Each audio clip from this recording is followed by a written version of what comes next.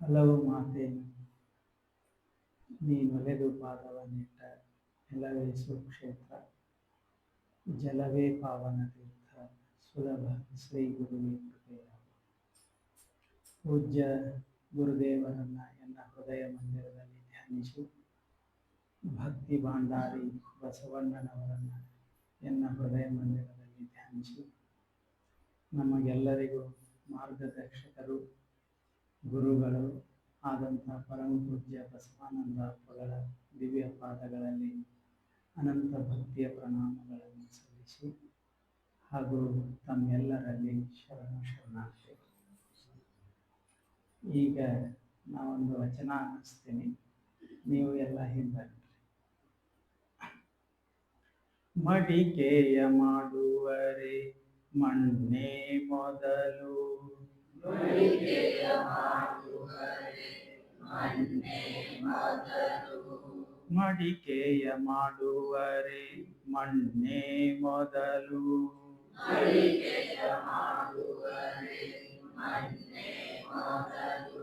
ತೊಡಿಗೆಯ ಮಾಡುವರೆ ಹೊನ್ನೆ ಮೊದಲು,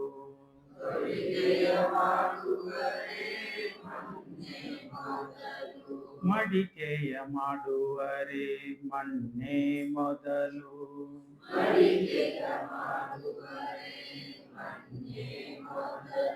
ತೊಡಿಗೆಯ ಮಾಡುವರೆ ಹೊನ್ನೆ ಮೊದಲು,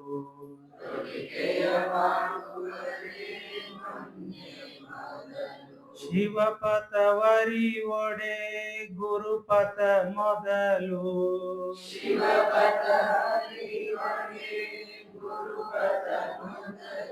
ಶಿವಪಥವರಿ ಒಡೆ ಗುರುಪಥ ಮೊದಲು,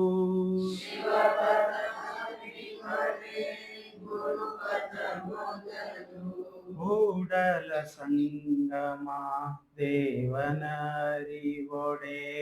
ಕೂಡಲ ಸಂಗಮ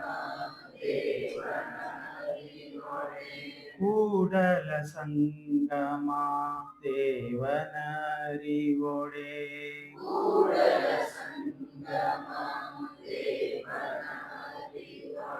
ಶರಣರ ಸಂಘವೇ ಮೊದಲು ಮೊದಲು,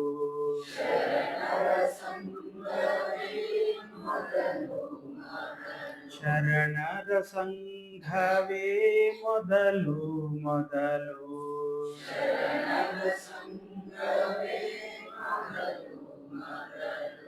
ಮಡಿಕೆಯ ಮಾಡುವರೆ ಮಣ್ಣೆ ಮೊದಲು,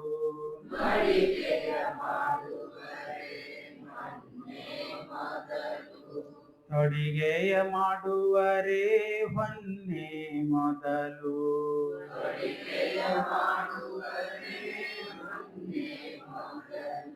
ಹೊನ್ನೆ ಮೊದಲು.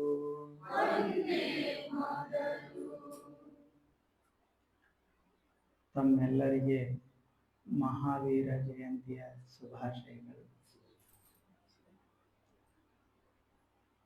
ಇದು ಬಹಳ ಅಪರೂಪದ ಒಂದು ಸಮಯ, ಯಾವುದೂ ಪ್ರೀ ಡಿಫೈನ್ಡ್ ಇಲ್ಲ. ಮೊದಲು ಹೇಳಿ ಕರೆಸಿ ಮಾಡಿದಂಥ ಕಾರ್ಯಕ್ರಮ ಅಲ್ಲ.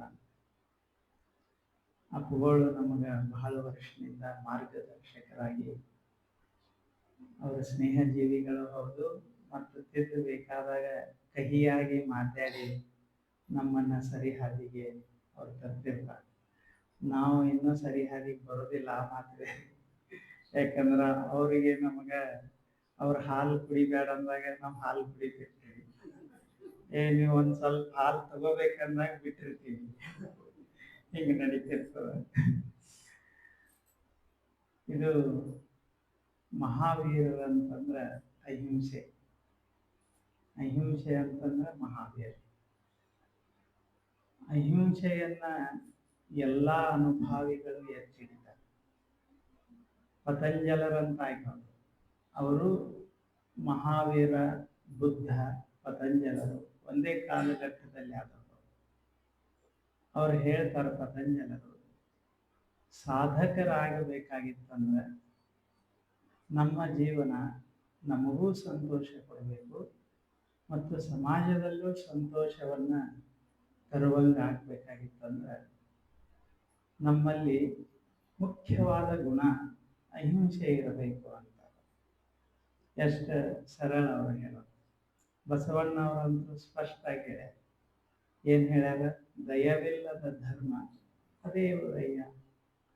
ಧರ್ಮ ಅಂತಂದ್ರೆ ದಯೆ, ದಯೆ ಅಂತಂದ್ರೆ ಧರ್ಮ. ಒಂದು ಸಲ ಒಬ್ಬ ಗುರುಗಳು ಹೋಗ್ತಿರ್ತಾರೆ. ಅದು ಹಿಂದಕ್ಕಿನ ಕಾಲ.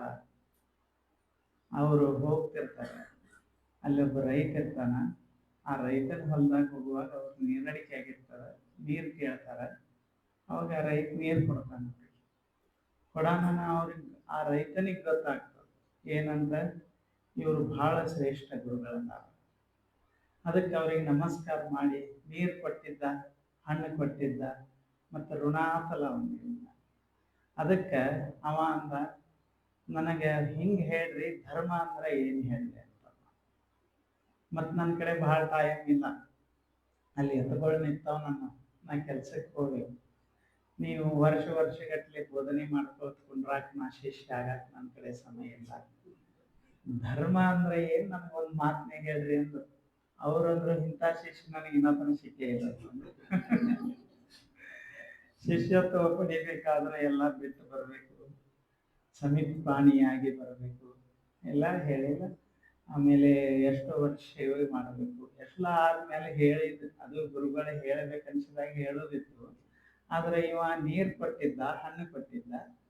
ಈಗ ಒಂದು ನಿಮಿಷನಾಗ ನೀವು ಹೇಳಬೇಕಂದ್ರೆ ಇಲ್ಲಿಕ್ಕೆ ನೀವೆಂತ ಗುರುಗಳನ್ನ ನಾವು ಮತ್ತ ಮೇಲೆ ಅದು. ಅವಾಗ ಅವ ಹೇಳಿದ, ಧರ್ಮ ಅಂದ್ರೆ ಇಷ್ಟೇ. ಏನಂದ್ರೆ ಯಾವುದನ್ನ ಮತ್ತೊಬ್ಬರು ನನಗೆ ಮಾಡಬಾರ್ದು ಅಂತ ನನಗೆ ಅನಿಸ್ತದ, ನಾವು ಇನ್ನೊಬ್ಬರಿಗೆ ಮಾಡಬಾರ್ದು. ಎಷ್ಟು ಸರಳ. ನನಗೆ ಯಾರೇ ಮತ್ತೊಬ್ಬರು ಮಾಡಿದ್ರೆ ಹಿಂಗೆ ಅವ್ರು ಮಾಡಬಾರ್ದಾಗಿತ್ತು ನನಗೆ ಅಂತ ಏನು ಅನ್ನಿಸ್ತದ, ಅದನ್ನು ನಾ ಇನ್ನೊಬ್ಬರಿಗೆ ಮಾಡಬಾರ್ದು. ಯಾವುದು ಮಾಡಿದ್ರೆ ನನಗೆ, ಮತ್ತೊಬ್ಬರು ಮಾಡಿದ್ರೆ ನನಗೆ ಹರ್ಷ ಆಗ್ತದೆ, ನಾ ಇನ್ನೊಬ್ಬರಿಗೆ ಅದನ್ನು ಮಾಡೋದೇ ಧರ್ಮ. ಇಷ್ಟೇ ಇಲ್ಲ. ಈಗ ಯಾರಿಗಾರೆ ನಮಗೆ ಅನ್ನಿಸ್ತದೆ ನಮ್ಮನ್ನು ಹೋಗಿ ಚಲೋ ಒಲಿ ಮ್ಯಾಲ ಕಾಯಿಸ್ಲಿ ಅಂತ ಅನ್ನಿಸ್ತದೆ ಇಲ್ಲ. ಹಂಗೆ ಪ್ರಾಣಿಗಳನ್ನ ಹೆಂಗಾರೆ ಒಯ್ದು ಹಾಕ್ತಾರ, ಚಲೋ ಪ್ಲೇಟ್ನ್ಯಾಗ ಎಲ್ಲ ಅರೇಂಜ್ ಮಾಡಿ ಚಂದ ಮಾಡಿ ಡೆಕೋರೇಷನ್ ಮಾಡಿ ತಂದಿಡ್ತಾರೆ. ಅವಾಗ ಚಲೋ ಅನ್ನಿಸ್ತದೆ. ಆದರೆ ಹಿಂದೆ ಅದನ್ನು ಆಕ್ರಂದನ, ಅದರ ತೊಳಲಾಟ, ಅದರ ಬಳಲಾಟ ಎಷ್ಟಿರ್ತದೆ ಇಲ್ಲ. ಆದ್ದರಿಂದ ಇಷ್ಟೇ, ಯಾವುದು ನಮಗೆ ಮಾಡಬಾರ್ದಾಗ್ಯದ ಅದು ಮತ್ತೊಬ್ಬರು ನಾವು ಮಾಡಬಾರ್ದು. ಅದಕ್ಕೆ ಅಹಿಂಸೆ ಅನ್ನೋದು ಮಹಾವೀರರು ಬಹಳ ವಿಶೇಷವಾಗಿ ಪಾಲನೆ ಮಾಡಿದರು. ಈ ಬಸವಣ್ಣನವರು ತಮ್ಮ ಇಡೀ ಜೀವನದಲ್ಲೇ ಅವರು ಮುಖ್ಯವಾಗಿ ಹಿಡಿದಿದ್ದೆ ಅದು ದಯ. ದಯೆಗೆ ಅಹಿಂಸೆಗೆ ಸ್ವಲ್ಪ ವ್ಯತ್ಯಾಸ, ಎರಡೂ ಒಂದೇ, ಸ್ವಲ್ಪ ವ್ಯತ್ಯಾಸ. ಅಹಿಂಸೆ ಅಂತಂದ್ರೆ ಇನ್ನೊಬ್ಬರಿಗೆ ನಾವು ತೊಂದರೆ ಕೊಡದೇ ಇರೋದು.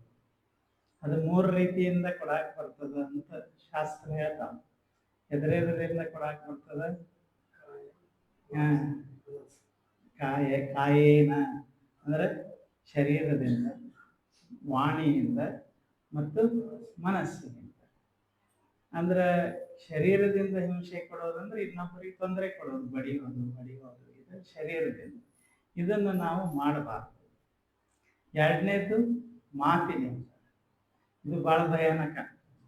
ಇನ್ನ ಒಂದು ಹೊಡೆದ್ರೆ ನಡೀತದೆ, ಆದ್ರೆ ಮಾತು ಯಾವಾಗ ಏನು ಮಾಡ್ತದೆ ಹೇಳಕ್ ಬರೋದು. ಒಮ್ಮೆ ಆಡಿಬಿಟ್ರೆ ಅದು ಜೀವನ ಪರ್ಯಂತ ಉಳಿದ್ಬಿಡ್ತದೆ. ಈಗ ನೀವು ಯಾರಿಗಾರೆ ಏನಾರೇ ಒಂದಿಷ್ಟು ಹೊಡೆದಿದ್ರಿ ಮಾಡಿದ್ರಿ ಅಂದ್ರೆ ಅವ್ರು ನೆನಪಾಗ್ತಾರೆ. ಒಂದ ಮಾತು ಬೇಡಾದದ್ದು ನಾವು ಆಡಿಬಿಟ್ಟಿವಿ ಅಂತಂದ್ರೆ ಜೀವನ ಪರ್ಯಂತ ಅವ್ರಿಗೆ ತೊಂದರೆ ಕೊಡ್ತದೆ. ಆದ್ದರಿಂದ ನಮ್ಮ ಮಾತು ಹೆಂಗಿರ್ಬೇಕಂದ್ರೆ ಶುದ್ಧವಾಗಿರ್ಬೇಕು. ನಮ್ಮ ಮಾತ ಅವು ಸರಳವಾಗಿರ್ಬೇಕು, ಅವು ಸುಂದರವಾಗಿರ್ಬೇಕು. ಅದೇ ಅಹಿಂಸೆ. ಬರೇ ನಾವು ಅಹಿಂಸೆ ಅಂತ ಹೇಳಿ ಹೊರಗೆ ಮಾಡೋದಂತಲ್ಲ, ಇದು ದೊಡ್ಡ ತಪಸ್ಸು. ಇದು ಮಾತಾಡೋದು.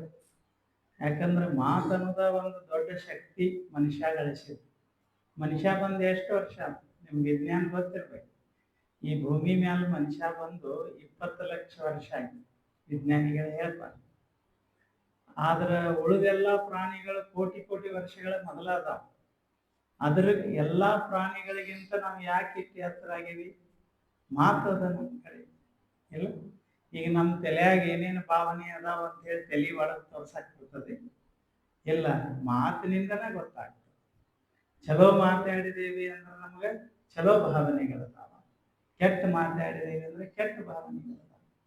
ಬಸವಣ್ಣನವರ ಕಲ್ಯಾಣವನ್ನೇ ಕಟ್ಟಿದ್ರು. ಎದರ್ಲಿಂದ ಕಟ್ಟಿದ್ರು?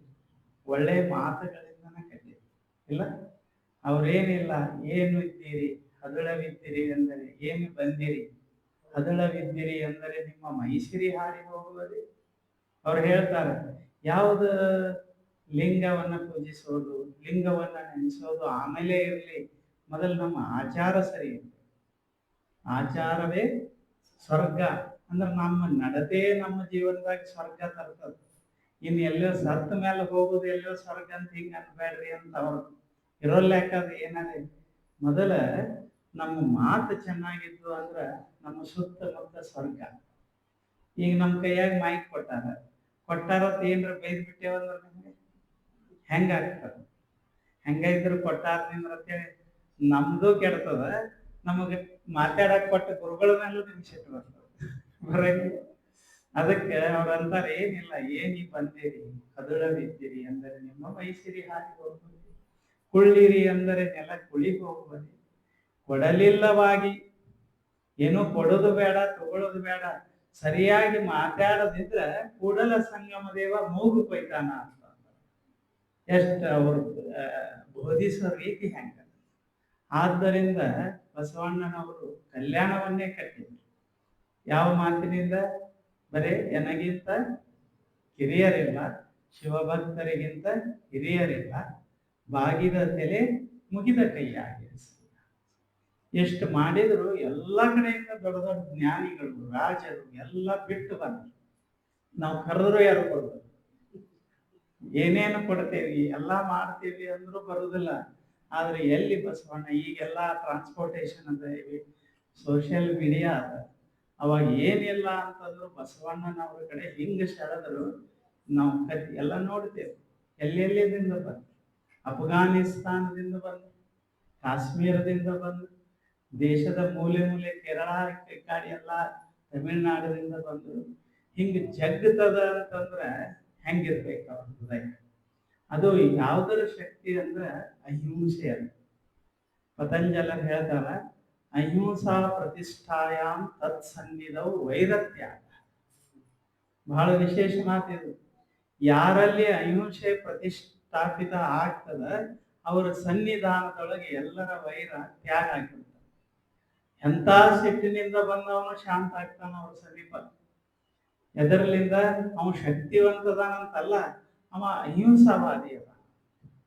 ಅವ ಸುಮ್ಮನೆ ಇದ್ರೆ ಸಾಕು, ಹೊಡಿಬೇಕಂತ ಬಂದವ್ರು ತಣ್ಣಗಾಗಿರ್ತಾನೆ. ವೇದಾಂತ ದೇಶಿಕರತ್ವ ಪರಾಗಿ 14ನೇ ಶತಮಾನ ಶಕ್ತಿ ವಿಶಿಷ್ಟಾದ್ವೈತವನ್ನ ಬೋಧಿಸಿದವರು. ಕೇಳಿರೇನೋ ಹೆಸರು ವೇದಾಂತ ದೇಶಿಕ. ಅವ್ರು ಭಾರಿ ದೊಡ್ಡ ತತ್ವಚಿಂತಕರು. ಅದೊಂದು ಶಕ್ತಿ ವಿಶಿಷ್ಟಾದ್ವೈತವನ್ನು ಹೇಳೋರು. ಒಂದು ಹಳ್ಳಿ ಒಳಗಿದ್ರು. ಅವರು ಸುಮ್ಮನೆ ಹಾಡ್ಕೋತ ಮಾಡ್ಕೋತ ಇರ್ತಿದ್ರು. ಜನ ಎಲ್ಲ ಅವ್ರ ಕಡೆ ಬರ್ತಿದ್ರು. ಆ ಊರಾಗ ಒಂದು 4 ಮಂದಿ ಪಂಡಿತರಿದ್ರು, ಬಹಳ ದೊಡ್ಡ ಜ್ಞಾನಿಗಳು. ಅವ್ರು ಭಾಳ ಓದಿದ್ರು. ನಮ್ಮ ಕಡೆ ಜನ ಬರಲಿ ಅನ್ನೋರು ಎಲ್ಲ ಇವ್ರ ಕಡೆನ ಬರೋರು. ಯಾಕ? ಇವ್ರು ತಲೆ ಭಾಳ ಬಳಸ್ತಿರ್ಲಿಲ್ಲ. ಚಲೋ 4 ಹಾಡ ಹಾಡ್ತಿದ್ರು. ಬಂದವ್ರಿಗೆ ಬರ್ರಿ, ಕುಂಡ್ರಿ, ತಿನ್ರಿ, ಉಣ್ರಿ ಅಂತ ಅಂತಿದ್ರು ಇಲ್ಲ. ಹಂಗ ಅನಾನ ಅವ್ರ ಕಡೆ ಬರೋರು. ಕಡಿಕ ಭಾಳ ಸಲ ಪ್ರಯತ್ನ ಮಾಡಿದ್ರು ಎಲ್ಲಾರು. ಎದಕ್ಕಂದ್ರ ಇವ್ರನ್ನ ಹೆಂಗಾರೆ ಮಾಡಿ ಜನರ ಮುಂದೆ ತೋರಿಸ್ಬೇಕಾಗೈತಿ ಏನಂತ ಹೇಳಿ. ಇವ್ರು ಕೆಟ್ಟದಾರ. ಹೆಂಗ್ ತೋರ್ಸೋದು ಕೆಟ್ಟದಾರ ಅಂತ? ಇವ್ರು ಮಾತಾಡೋದು ಹೆಂಗಾರೆ ಮಾಡಿ ಸಿಟ್ಟಿಗೆ ಬಂದಂಗ ಆಗ್ಲಿ, ಒಂದಿಟ್ಟು ಜಗಳ ಮಾಡಿದಂಗರೆ ಆಗ್ಲಿ, ಹಿಂಗ್ ತೋರಿಸ್ಬಿಟ್ಟೆ ಅಂದ್ರೆ ಇವರು ಜಗಳ ತೆಗಿತಾರ, ಇವರು ಸಿಟ್ಟಿಗೆ ಭಾಳ ಬರ್ತಾರ, ಇವ್ರನ್ನ ಊರು ಜನ ಹೊರಗೆ ಹಾಕಂಗ್ ಮಾಡ್ಬೇಕು ಅಂತ ಎಲ್ಲಾ ತರ ಮಾಡಿದ್ರು. ಕೆಲಸ ಆಗಿರ್ಲಿಲ್ಲ. ಒಂದ್ಸಲ ಏನ್ ಪ್ರಯತ್ನ ಮಾಡಿದ್ರಂದ್ರ, ಇವರು 4 ಗಂಟೆಗೆ ಎದ್ದು ಸ್ನಾನಕ್ಕೆ ಹೋಗ್ತಿದ್ರು ನದಿ. ಮುಂಜಾನೆ ಬಾಗಲ ತೆಗೆದು ಕತ್ಲವಾಗಿ, ಅವಾಗೇನು ಲೈಟ್ ಇರ್ತಿರಲಿಲ್ಲ, ಏನಿಲ್ಲ. ಹೋಗೋರು ಹೋಗಿ ಸ್ನಾನ ಮಾಡಿ ಅದು ಬರ್ತಿದ್ರು. ಅದಕ್ಕೆ ಏನು ಮಾಡಿದ್ರು ಅಂದ್ರೆ ಇವರು ಬಾಗಲ ತೆಗೆದು ಬರೋದ್ರಾಗ ನಮ್ಮ ಪಾದರಕ್ಷೆಗಳನ್ನ ಅಲ್ಲಿ ಕಟ್ಟೋದು. ಏನು ಬಾಗಿಲಿಗೆ ಚಪ್ಪಲ್ ಅನ್ನಂಗಿಲ್ಲ, ಅದನ್ನ ಕಟ್ಟುದು.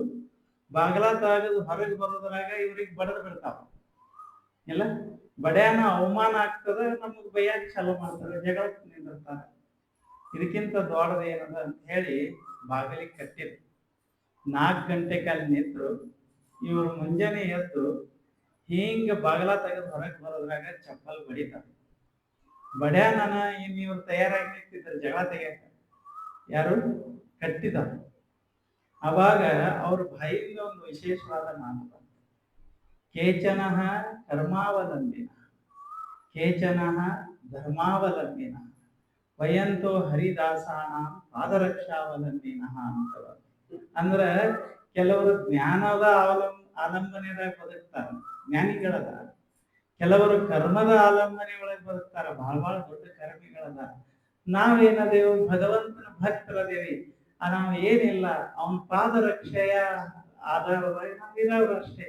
ಅದು ಬಡದದ ಅಂದ್ರೆ ದೇವರ ಪಾದರಕ್ಷೆ ಅಂದ್ರು. ಇದು ಯಾರು ಕಟ್ಟ್ಯಾರ ಅವ್ರು ದೇವರು ಅಂತ ಅಂದ್ರು. ಅವ್ರ ಗತಿ ಹೆಂಗಾಗಿತ್ತು? ಅವ್ರ ಬಂದವ್ರಿಗೆ ಜಗಳ ಹೆಂಗ್ ತೆಗಿತು? ಈಗ ನೀವ್ ಏನಾರ ಯಾವ ಕಟ್ಟ್ಯಾನ ನೋಡ್ಕೋತೀನಿ ಅಂತ ಹಿಂಗ್ ಶಬ್ದ ಬಂದಿದ್ರ ನಾನ ಕಟ್ಟಿನ ನೋಡಿ ಏನ್ ಮಾಡ್ತೀವಿ, ಚಲೋ ಆಗ್ತೈತಿ. ನೀವು ಮನ್ಯಾಗ ಹೋಗಿ ಒಂದು ಪ್ರಯೋಗ ಮಾಡಿ ನೋಡಿರ್ಬೇಕಂದ್ರೆ, ನಿಮ್ ಮನೆಯವ್ರ ಏನ್ರ ಬೈದ್ರ ಏನಿಲ್ಲ ನಿಮ್ದ ಎಲ್ಲಾ ಅಂತ ಅನ್ನೋದು. ಅವ್ರ ಏನ್ರಿ ಅಂದ್ರೆ ನೀವು ಅನ್ನೋದು. ಒಬ್ರು ತಣ್ಣಗಾಗ್ಬೇಕು ಒಟ್ಟ, ಒಬ್ರು ಶಾಂತ ಆದ್ರೆ ಜಗಳ ಆಗುದಿಲ್ಲ. ಹಂಗ ನಾನು ಬಂದವ್ರ ನಮಸ್ಕಾರ ಮಾಡಿ. ಎಷ್ಟು ಆಶ್ಚರ್ಯ ಇಲ್ಲ ಅಂದ್ರ ಜೀವನ ಸಂತೋಷಮಯ ಶಾಂತಿಯಿಂದ ಕೂಡ್ಬೇಕಾತಂದ್ರ ಅಹಿಂಸೆಯ ವ್ರತ ಬಹಳ ಅವಶ್ಯಕತೆ. ಅದರಲ್ಲಿಂದ ನಮ್ಮ ಮನಸ್ಸು ಶಾಂತ ಆಗ್ತದೆ, ಸಮಾಜದಲ್ಲಿ ಶಾಂತಿ ಬರ್ತದೆ. ಈಗ ಯುದ್ಧ ನಡೆಯಕತ್ತಿಲ್ಲ, ಎಷ್ಟು ಜೋರ್ ನಡೆಯಕತ್ತಾವ. ಒಬ್ರು ಹಿಂದೆ ಸರ್ಕೊಂಡ್ರೆ ಆಗ್ತದೆ, ಆದ್ರೆ ಇನ್ನು ನಾ ಹೆಂಗ್ ಹಿಂದೆ ಸರ್ಕೊಳ್ಳಿ ಅಂದಿವಿ ತಾಪಿಸುವ. ಅದಕ್ಕಾಗಿ ಮಹಾವೀರರು ಈಗ ಬಹಳ ಪ್ರಸ್ತುತ. ಅವ್ರು ಬೇಕೀಗ, ಅವ್ರ ವಿಚಾರಧಾರೆಗಳು ಏನದಾವ ಅದು ಬೇಕು. ಅದು ಇವತ್ತು ಮಹಾವೀರ ಜಯಂತಿ ಅಂದ್ರ ನಾವೆಲ್ಲ ನಮ್ಮ ಜೀವನದ ಮೌಲ್ಯಗಳನ್ನ ಅಹಿಂಸಾ ದೃಷ್ಟಿಯಿಂದ ನಾವು ಹೆಚ್ಚು ಮಾಡ್ಕೊಳ್ಳೋದು. ಇವ ಅಹಿಂಸಾವಾದಿ ಅದಾನಿಲ್ಲೋ, ಇವ ಅಹಿಂಸಾವಾದಿ ಅದಾನಿಲ್ಲ ಹಿಂಗ್ ಹುಡುಕುದಲ್ಲ. ನಾವು ನಮ್ಮ ಕ್ವಾಲಿಟಿ ಏನದ ಅಹಿಂಸೆದನ್ನ ಒಂದ್ ಸ್ವಲ್ಪ ಹೆಚ್ಚು ಮಾಡ್ಕೊಳ್ಳೋದು. ಅದು ಎದಕ್ಕೆ? ನಮ್ಮ ಜೀವನ ಸಂತೋಷ. ತತ್ ಸನ್ನಿಧವು ವೈರತ್ಯಾಗ. ಅವನ ಸನ್ನಿಧಿಯೊಳಗೆ ವೈರತ್ಯಾಗ ಆಗ್ತೀವಿ. ಹಂಗ ಅಹಿಂಸೆ ಹೆಂಗ್ ಪ್ರತಿಷ್ಠಿತ ಆಗ್ಬೇಕಂದ್ರ ನಮ್ಮ ಸುತ್ತಮುತ್ತಿದ್ದವ್ರು ಎಷ್ಟ ಶಿಕ್ಷಣಾಗ ಅದಾರಂದ್ರೆ 2 ದಿನದಾಗ ತಣ್ಣಗಾಗ್ತಾವ. ಜಗಳಾಡಿ ಯಾರನ್ನೂ ಗೆದ್ಯಾಕ ಆಗುದಿಲ್ಲ ಈ ಜಗತ್ತಿನಾಗ. ಜ್ಞಾನದಿಂದನೂ ಬಹಳ ಜಗಳಾಡಿ ಗೆದ್ಯಾಕ ಆಗುದಿಲ್ಲ. ಆದ್ರ ಎಲ್ಲಿ ಪ್ರೇಮ ಇರ್ತದ, ಎಲ್ಲಿ ಶುದ್ಧವಾದ ಪ್ರೇಮ ಇರ್ತದ, ಅಲ್ಲಿ ಒಂದಿಲ್ದ ಒಂದು ದಿನ ಎಂತ ವೈರಿ ಅದಾನಂದ್ರ ಏನಾಗ್ತಾನ, ಶಾಂತ ಆಗ್ತಾನ. ಅದನ್ನ ಬಸವಣ್ಣನವ್ರು ಇಡೀ ತಮ್ಮ ಜೀವನದಾಗ ತೋರಿಸಿ. ಕಳ್ಳ ಬಂದಾಗ ಕಳ್ಳನೇನಂದ್ರು, ಈ ಹಗಲಗಳ್ಳನ ಮನೆಗೆ ಇರುಳಗಳ್ಳ ಬಂದಾನಂದ್ರ ಅವ ಕೂಡಲ ಸಂಗಮ ದೈವನಲ್ಲದೆ ಮತ್ಯಾರು ಅಲ್ಲ ಅಂದ್ರು. ಕಳ್ಳನ ಗತಿ ಏನ? ಅವ ಅದೇ ಕ್ಷಣ ಶರಣ. ಒಂದು ಮಾತ ಬಸವಣ್ಣನವರ ಅಹಿಂಸಾತ್ಮಕವಾದ ಒಂದು ಮಾತ ಒಬ್ಬ ಕಳ್ಳನನ್ನ ಕೂಡಲ ಸಂಗಮ ಮಾಡಿದ ಅದೇ ಕ್ಷಣದಾಗ.